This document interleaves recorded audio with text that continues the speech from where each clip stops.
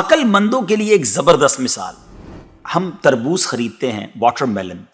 مثال کے طور پہ 5 کلو کا ایک تربوز ہم نے خریدا، اور جب اسے کھانے لگتے ہیں تو پہلے اس کا چھلکا اتارتے ہیں نا.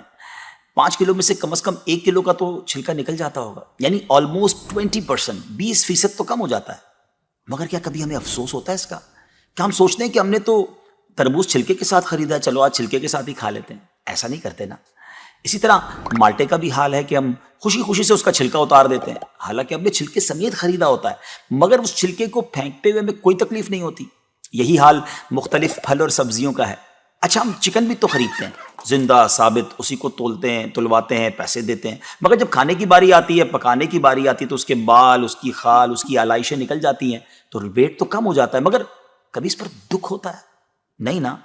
تو پھر 40,000 میں سے 1,000 دینے پر، 1,00,000 میں سے صرف 2,500 دینے پر ہمیں کیوں بہت تکلیف ہوتی ہے؟ حالانکہ یہ صرف 2.5% تو بنتا ہے، یعنی 100 روپے میں سے صرف 2.5 روپے.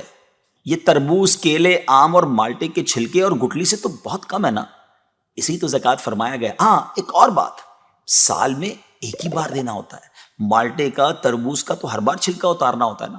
یہ 100 روپے میں سے 2.5 روپے یا 1,00,000 میں سے 2,500 روپے سال میں ایک ہی بار دینا ہوتا ہے، اور اسی کو زکوٰۃ کہا گیا.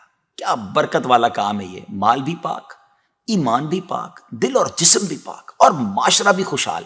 اتنی معمولی رقم، یعنی 40 روپے میں سے صرف 1 روپے، اور فائدے کتنے زیادہ، اجر کتنا زیادہ، برکت کتنی زیادہ. تو اب اپنی زکوٰۃ ہم نے پوری دینی ہے.